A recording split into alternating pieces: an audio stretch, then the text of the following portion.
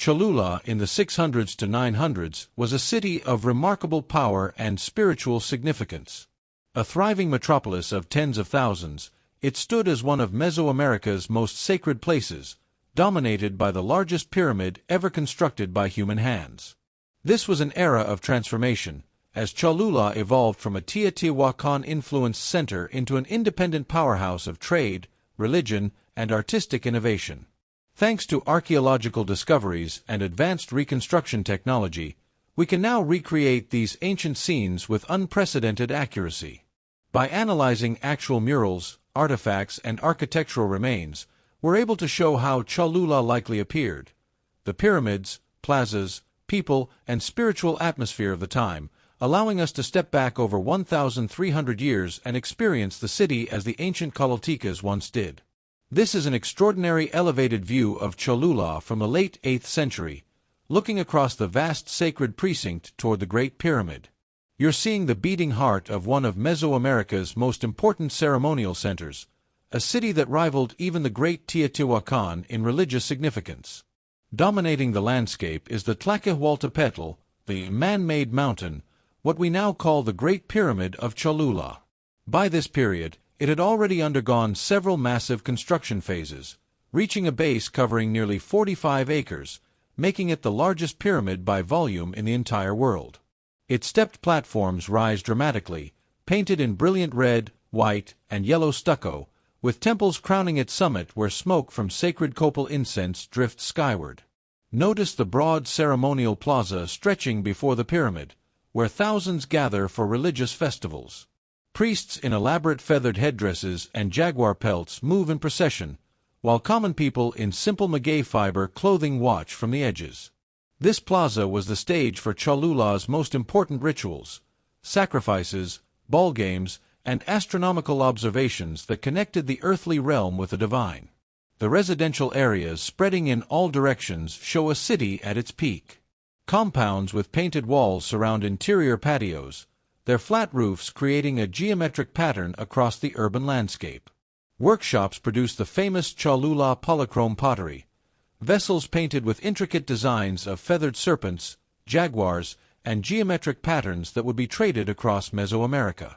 This view captures Cholula at a moment of transition, as the old influence of Teotihuacan faded and the city forged its own identity as a sacred destination that would endure for another 800 years. This is the view from within the Great Pyramid's ceremonial precinct, standing at the base of the massive western staircase in the mid-9th century. You're positioned at what the Cholulticas believed was one of the most sacred spots in all of Mesoamerica, the dwelling place of Chiconaqueohuatl, the god of rain and fertility. The monumental staircase rises before you, each step worn smooth by countless pilgrim feet over centuries. At the summit, the temple platform holds twin shrines with elaborately carved facades showing intertwined serpents and the face of Tlaloc emerging from stylized clouds. Braziers burn constantly, sending columns of fragrant smoke into the sky, offerings to ensure the rains would come and the maize would grow. To your left and right, the massive pyramid faces are covered in brilliant polychrome murals. The famous Drinkers mural depicts a ceremonial feast where participants consume pulque, the sacred fermented agave drink, in a ritual celebrating agricultural abundance. These painted walls tell stories of gods and kings, of cosmic battles and earthly victories, creating a visual encyclopedia of Cholultica belief and history. The courtyard teems with activity. Merchants from distant regions display obsidian blades from Pachuca, jade from the Maya lowlands, and cacao from the coast. Pilgrims prostrate themselves before lesser shrines. Noblemen in cotton cloaks dyed with cochineal discuss matters of trade and tribute, while children play near the sacred spring that flows from beneath the pyramid, water believed to come directly from Tlalocan, the paradise of the rain god. This sacred precinct was more than architecture. It was the axis mundi, the center of the world, where heaven, earth, and the underworld converged. This is the bustling Teotihuacan, the great marketplace, of Cholula in the late 700s, one of Mesoamerica's most important centers of commerce and cultural exchange. What you're witnessing is the economic engine that made Cholula wealthy and connected the highlands to the distant coasts and southern regions. Rows upon rows of vendors display their wares under woven palm frond canopies. In the pottery section, the famous Cholula polychrome vessels gleam in the sunlight. Drinking cups, serving plates, and ceremonial vessels decorated with supernatural beings and elaborate geometric designs. These ceramics were prized across Mesoamerica and have been found in sites from central Mexico to El Salvador. Beyond the pottery sellers, obsidian merchants offer blades, cores, and finished tools, the steel of the ancient world. Notice the cacao traders carefully measuring beans, which served as currency throughout Mesoamerica. 20 cacao beans could buy a small rabbit, 100 could purchase a slave. The chocolate drink made from these beans was reserved for nobility and warriors, often flavored with vanilla and chili peppers.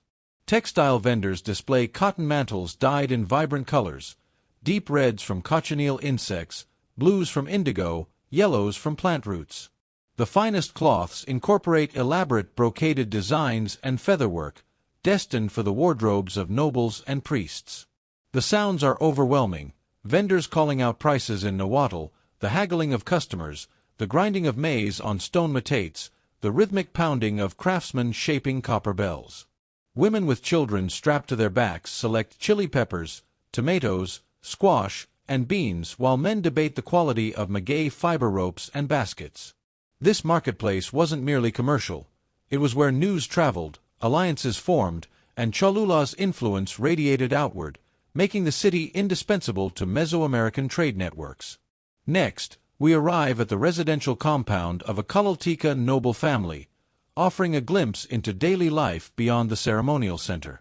This substantial complex, built in the characteristic tablero architectural style, shows how the elite lived in 8th century Cholula. The compound surrounds a central patio open to the sky, where a small altar for household gods sits adorned with fresh flowers and copal incense. The patio serves as the heart of domestic life. Children play, women weave on backstrap looms, and servants prepare meals over stone hearths. The walls are covered in spectacular murals painted in the finest tradition of Cholula's artists.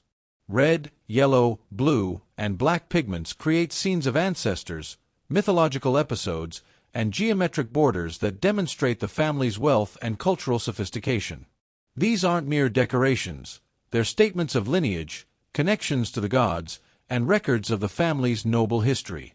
Inside the main residence, the floors are covered with woven piedestres, palm mats, and the family's most precious possessions are displayed. Fine pottery, obsidian mirrors, jade ornaments, and codices painted on bark paper recording genealogies and tribute obligations.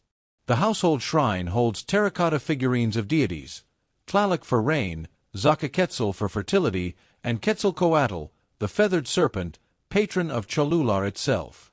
In the kitchen area, large ceramic vessels store maize, beans, and chili peppers, while metates for grinding corn show the ware of daily use. Even noble families participated in the fundamental Mesoamerican ritual, the transformation of maize into tortillas, the staff of life. This compound represents the aspiring merchant and priestly class that made Cholula function, educated, wealthy, connected through marriage and trade to other powerful families across Mesoamerica. This is the sacred ballcourt, the Tlactli, in the early 9th century, where ritual sport and cosmic drama converged in one of Mesoamerica's most distinctive traditions. You're standing at ground level, looking along the playing alley where life, death, and the fate of the cosmos were decided. The ballcourt is shaped like a capital I, with sloping walls on either side of the narrow playing field. High on each wall, stone rings project, the goals through which players attempted to pass the solid rubber ball, a feat so difficult that when achieved, the game ended instantly and the successful team could claim the clothing and jewelry of spectators as their prize. Two teams of elite athletes enter the court wearing protective gear, thick leather belts and padding on their hips, knees, and elbows. The ball, made from latex harvested from tropical trees and weighing up to 9 pounds, cannot be touched with hands or feet. Players strike it with their hips, knees, and elbows, sending it ricocheting off the walls in a display of extraordinary skill and endurance. But this is far more than sport. The ball game reenacts the cosmic struggle between day and night, life and death, order and chaos. The ball represents the sun moving through the underworld, and the game's outcome held religious significance. The murals lining the upper walls depict previous legendary matches, some ending in the sacrifice of the losing team's captain, an honor that ensured the continuation of the cosmic cycle. Spectators crowd the upper platforms, nobles, priests, merchants, and warriors, placing bets, shouting encouragement, caught up in the drama. The sound echoes off the stone walls, the thud of the heavy ball, the grunts of players, the roar of the crowd, a sound that had echoed through Mesoamerican cities for over 2,000 years and would continue for another 600. This is the Avenue of the Dead, Cholula's main ceremonial causeway, connecting the Great Pyramid to outlying temple complexes in the late 8th century. You're witnessing the processional route where priests, nobles, and pilgrims moved during the great religious festivals that defined the Cholula calendar. The avenue stretches wide and straight, paved with carefully fitted stones and bordered by impressive temple platforms. These smaller pyramids, each dedicated to different deities or commemorating different ruling dynasties, create a sacred landscape where architecture and cosmology merge. Their painted facades shimmer in the sun, reds, yellows, whites, and blacks creating complex geometric patterns and divine imagery. During festival days, this avenue transforms into a river of humanity. Processions wind their way toward the Great Pyramid, led by high priests in elaborate costumes, massive feathered headdresses, jade pectorals, and obsidian mirrors. Musicians play clay flutes, shell trumpets, and drums made from hollowed logs covered with jaguar skin, creating a sound that carries across the entire city. Notice the small shrines and altars positioned at regular intervals along the route, each receiving offerings from passing pilgrims, flowers, incense, small clay figurines, and precious items. Vendors set up temporary stalls selling ritual items, copal incense, paper for offerings, small idols, and ceremonial flowers. The residential areas visible beyond the avenue show how the sacred and secular intertwined in Cholula. The city didn't separate religious from daily life. Every action, every transaction, every meal was infused with spiritual significance, and this great avenue was the physical manifestation of that worldview, connecting the earthly city to the realm of the gods. This is the artisan quarter in the mid-9th century, where Cholula's famous craftsmen created the goods that made the city wealthy and renowned across Mesoamerica. You're witnessing specialized production on a scale that transformed simple craft into economic power. The pottery workshops dominate this district. Inside open-air structures, potters shape clay on simple rotating platforms, their hands moving with the precision of generations of inherited skill.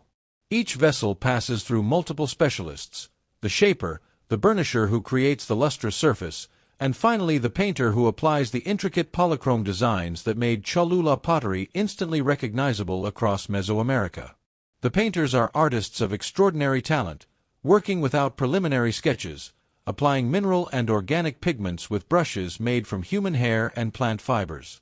They create narrative scenes, gods in elaborate regalia, warriors in combat, merchants in caravans, everyday life elevated to art. These vessels weren't mere containers, they were storytelling devices, prestige goods, and markers of cultural identity. In adjacent workshops, lapidaries work obsidian and jade. The obsidian knappers use antler tines and bone tools to pressure flake razor-sharp blades that could cut with a precision unmatched by metal tools. A single obsidian core, skillfully worked, could produce dozens of usable blades, each one a commodity in the vast trade networks. The smell of wood smoke and kilns fills the air. Young apprentices haul clay, mix pigments, and learn by watching masters. This is how knowledge transferred in ancient Cholula, not through written instruction but through observation, practice, and the patient accumulation of years of experience. This artisan quarter was Cholula's economic foundation, producing goods that traveled hundreds of miles and made the city essential to Mesoamerican commerce. History has left us remarkable archaeological evidence from cities across Mesoamerica, artifacts, architecture, and artistic traditions frozen in time, waiting to be brought back to life through careful research and reconstruction. So tell us in the comments, which ancient city would you like to see revived next? Your choice could be featured in our next video. Thanks for watching, and we'll see you in the past.